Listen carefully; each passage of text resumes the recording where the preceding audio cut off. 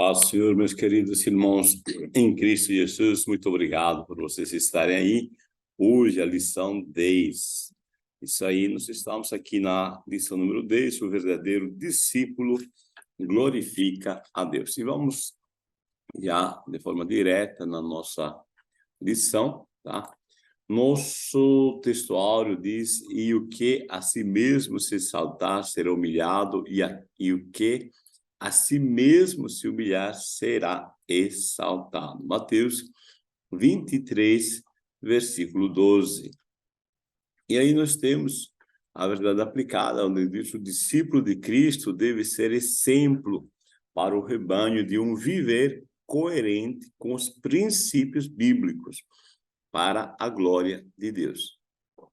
Meus queridos irmãos e irmãs, esse texto é fantástico, tá? Porque nos está colocando como um referencial os princípios bíblicos.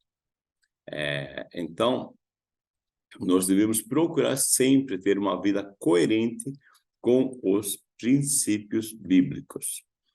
Objetivos: primeiro, ensinar sobre o poder do discipulado. Segundo, expor critérios para verdadeiros discípulos que exercem liderança e revelar erros do falso poder. São esses três objetivos que nós temos nesta feita. Nós vamos ter referências de Mateus 23, versículo 6 ao 12, tá? E aí nós vamos, né, já a introdução, onde diz: ser todo-poderoso é a natureza de Deus, chamada de onipotência. Ao homem resta reconhecê-la e se submeter a ela. Não é errado um discipulador ter poder, desde que ele venha de Deus e sirva para a sua glória e seu propósito. Tá? Isso é muito importante, esse ponto, tá? Quando nós entendemos que é de Deus que emana o poder, tá? Nos submetemos a Deus, tá? Vivemos para a glória e seu propósito, para a sua glória e seu propósito. O poder em si não tem nada de errado. É quando a pessoa ama o poder, tá? Aí está a questão, tá? Poder é um atributo, né, que Deus pode compartilhar, tá?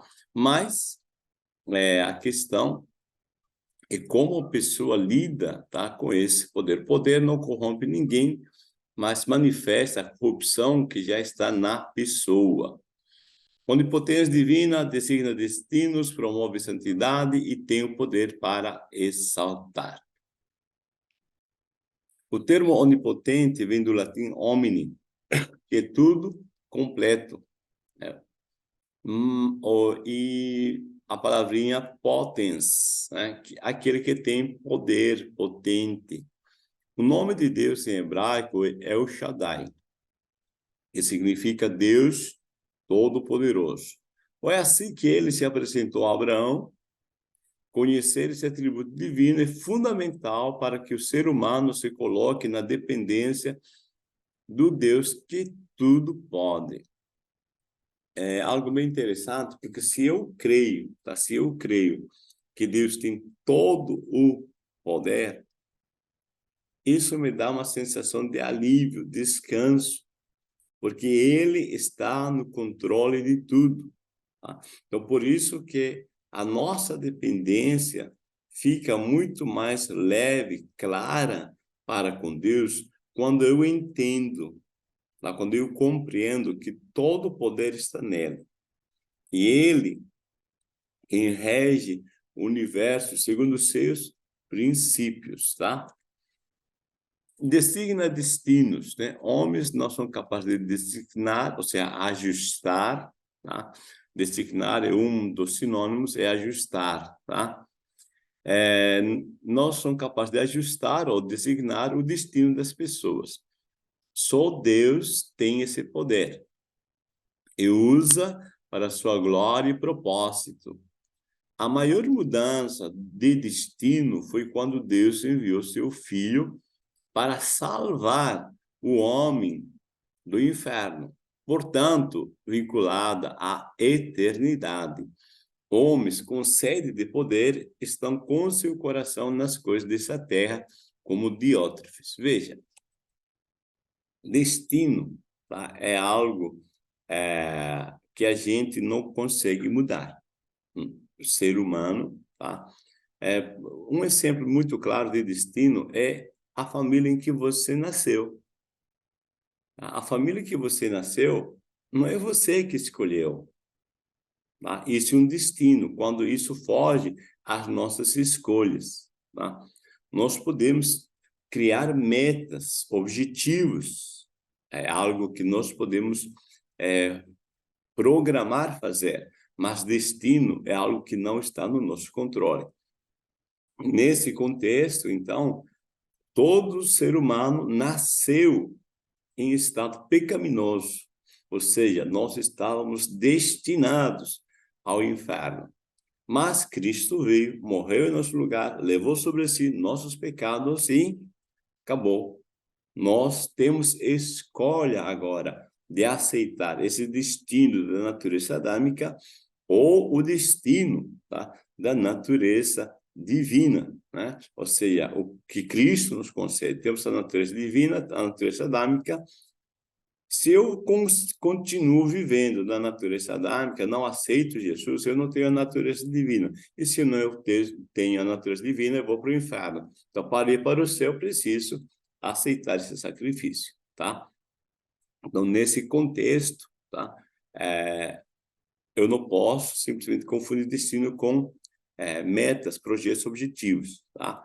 Então, no caso de Diótrefes, né, ele acha que ele pode tudo. Tá? E aí o problema. Nós temos liberdade, tá, de escolhas, mas nunca nós temos poder sobre o destino. Promove a santidade. A santidade é um atributo comunicável de Deus, assim como o amor, bondade, santidade, entre outros. Parte deles elencado por Paulo em Gálatas 5, 22, como fruto do Espírito. A santidade, ou seja, a separação do pecado, é exigida por Deus.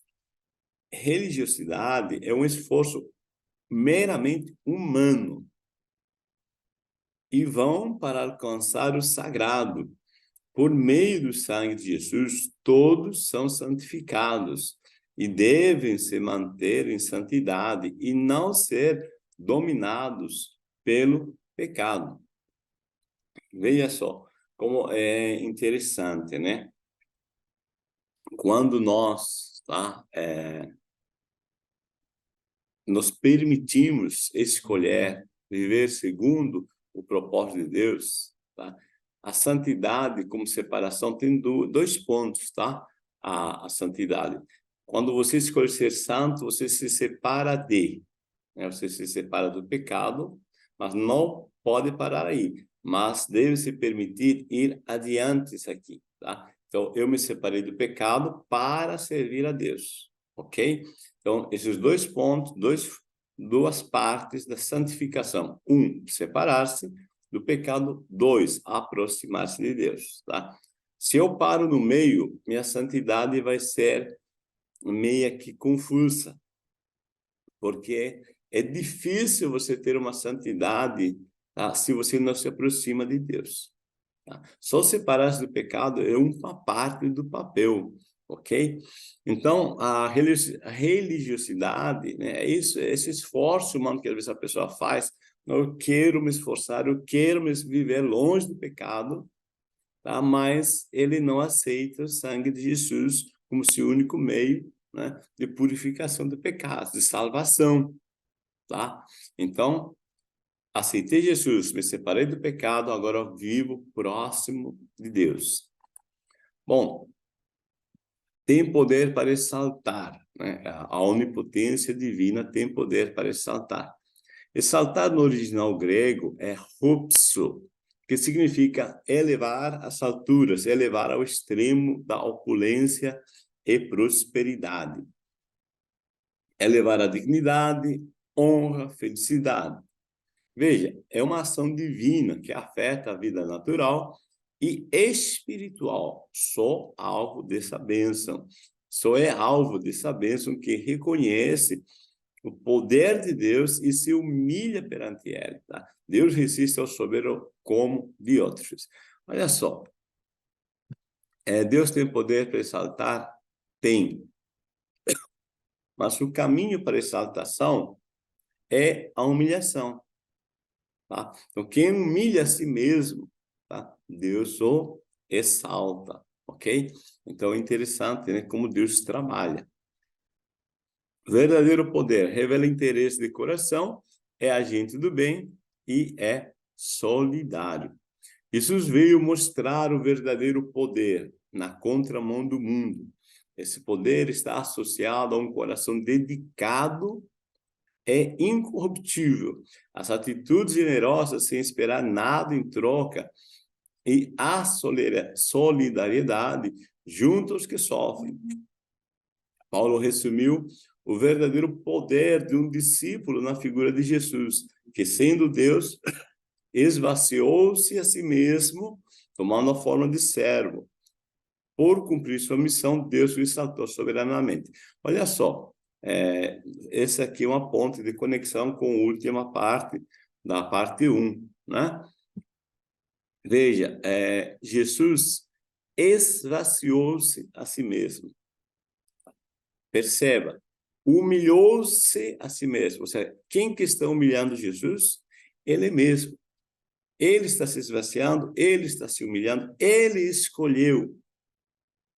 Quando você escolhe, quando você tem poder sobre você mesmo, tá? Quando você decide se humilhar, Deus te salva. A humilhação é uma escolha.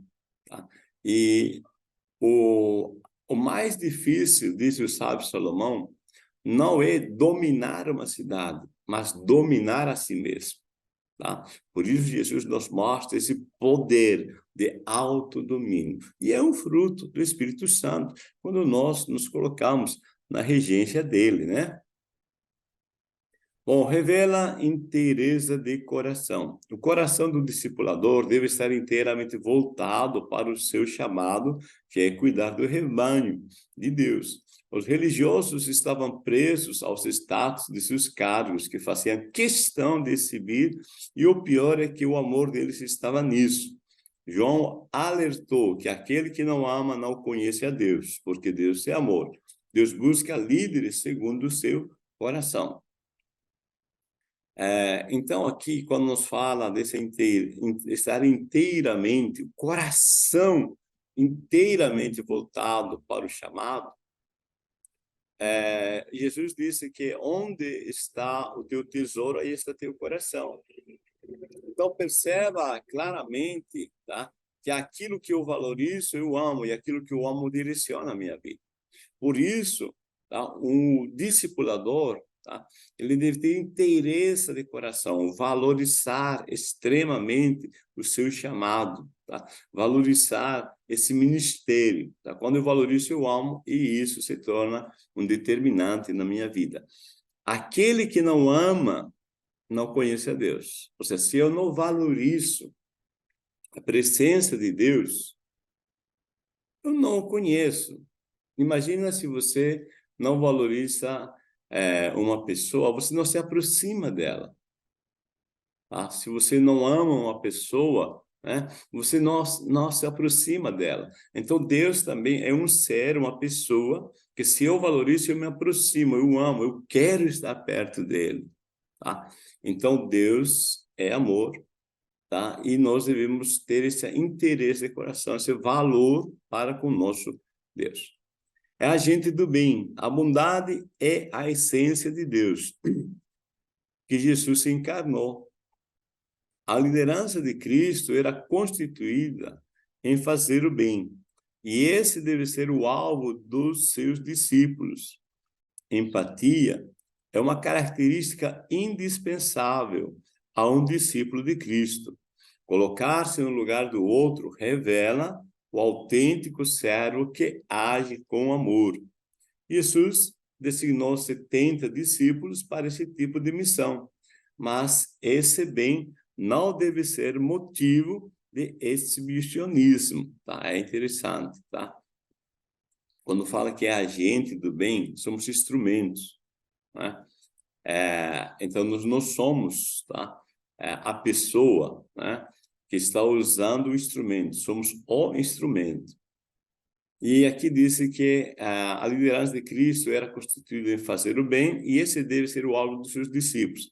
A empatia, né? Empatia é uma característica indispensável a um discípulo de Cristo. O que é empatia? Colocar-se no lugar do outro. Colocar-se no lugar do outro e você perceber, tá? Essa é a empatia, né? É uma ferramenta, é uma arte, tá? E um hábito que deve ser treinado, porque normalmente nós, seres humanos, tá? Nós olhamos só do nosso ponto de vista. Então, empatia é a gente ficar na posição do outro e olhar do ponto de vista do outro. Ou seja, quando eu faço isso, o que acontece? Eu compreendo a pessoa, eu acolho a pessoa, tá? Então, empatia é você se colocar no lugar do outro e pensar como a outra pessoa pensaria se eu fosse essa pessoa. Ou se eu fosse essa pessoa, né? Como é que eu pensaria diferente daquilo que estou pensando, tá? De que forma seria, né? Esse pensamento, esse comportamento, tá? Importante isso que nós tenhamos, né? Como agentes do bem, tá? Não podemos fazer o bem ao próximo sem sabermos compreender o outro, tá? Porque às vezes eu penso que estou fazendo o bem, mas não estou fazendo porque eu não compreendi, tá? Os objetivos da outra pessoa. Solidário. O termo solidário vem do latim solidus, que significa firme, inteiro, tá? Então, o verdadeiro poder é solidário.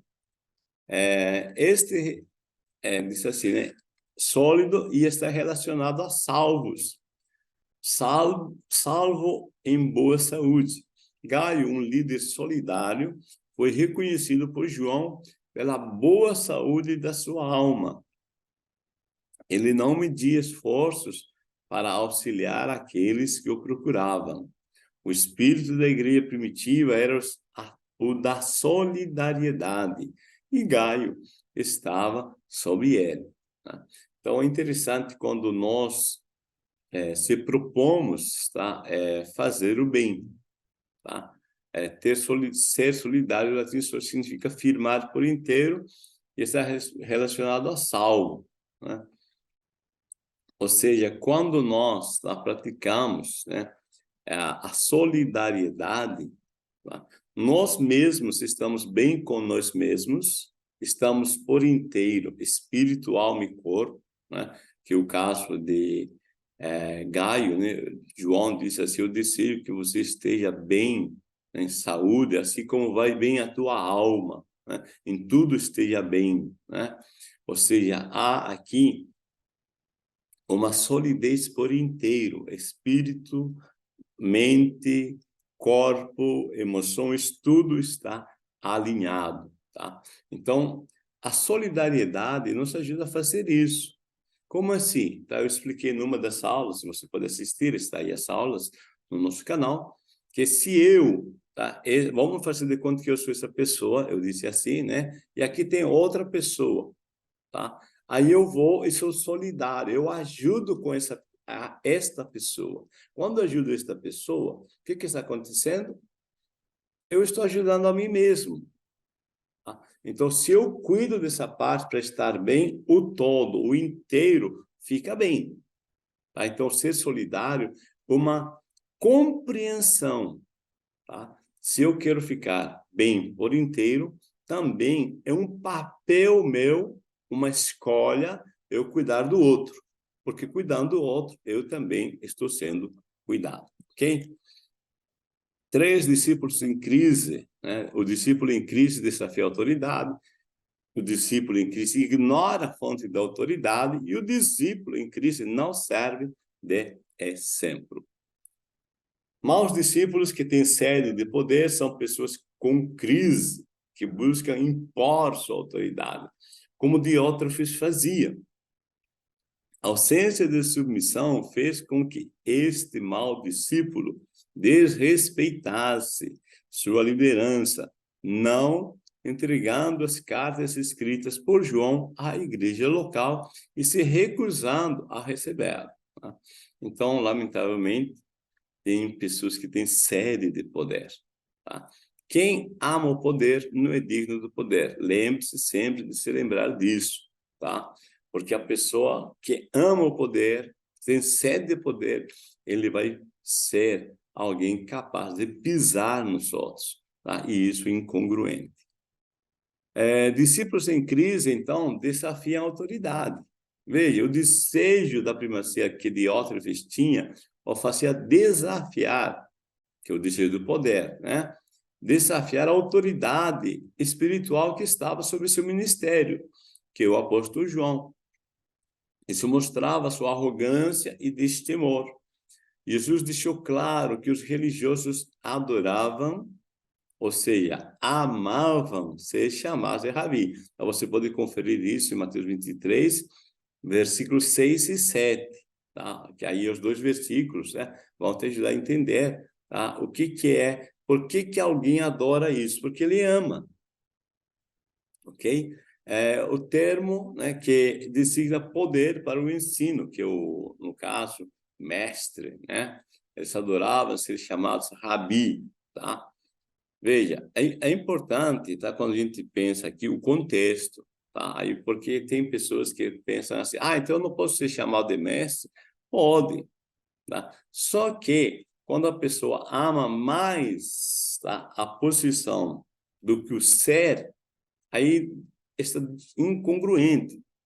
Então, o termo mestre, ou rabi, né, designava poder para o ensino e para conduzir os outros. Só que eles amavam tanto isso que desprezavam os outros. No coração destes religiosos havia o sentimento de superioridade. Mas Jesus destacou que o maior teria que ser servo. Tá? O fato de você ter um ministério, ter o dom do ensino, não te faz melhor que ninguém, porque cada parte do corpo tem um papel. Tá? Nós, como mestres, como ensinadores, temos um papel. Tá? Vamos dizer que somos o braço direito. Mas sem a perna, não dá para ser o ser humano completo.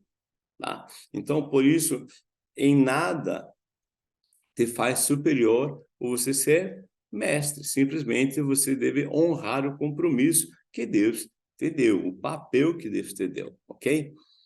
O discípulo em Cristo ignora a fonte de autoridade. Olha, toda autoridade vem de Deus. Por essa razão, responde a ele sobre como a desempenha. Então, eu vou responder a Deus como estou usando a autoridade que ele me delegou. Se não dar fruto, será cortado. Era assim na época de Jesus, da igreja primitiva, e continuará. Quem exerce a autoridade eclesiástica sob suas próprias regras está em pecado e precisa se arrepender. Diótrefes mostrou sua arrogância e orgulho.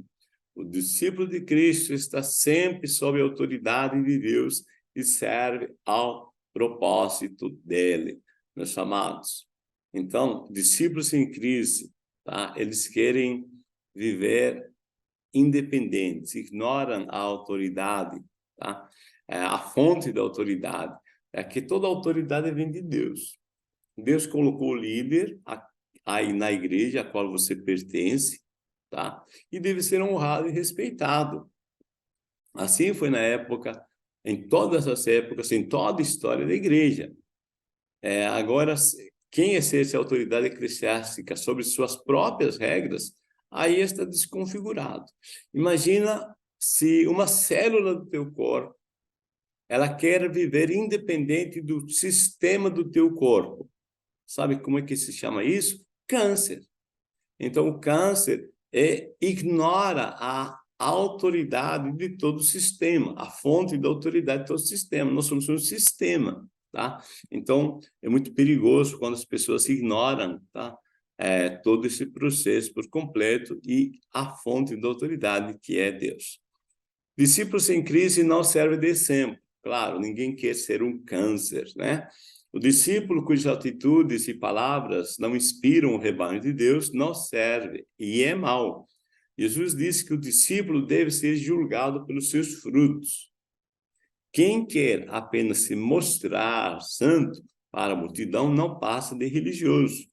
E Jesus disse que será humilhado, mas quem se humilha sob a autoridade de Deus é exaltado por ele e reconhecido por seus pares como Gaio e Demétrio.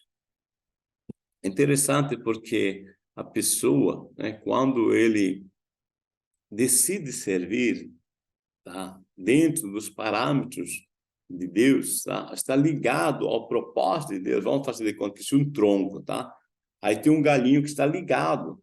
Quando está ligado ao propósito de Deus, os frutos manifestam nesse galho. Sem esforço nenhum, tranquilamente assim, tá? Então, nós devemos nos permitir escolher. Isso é uma escolha. Eu quero servir a Deus e ser um exemplo na comunidade, tá? Ou entrar em crise, né, como Diótrefes, tá? E não servir como exemplo, tá? Então, uma escolha. Que Deus abençoe os amados irmãos.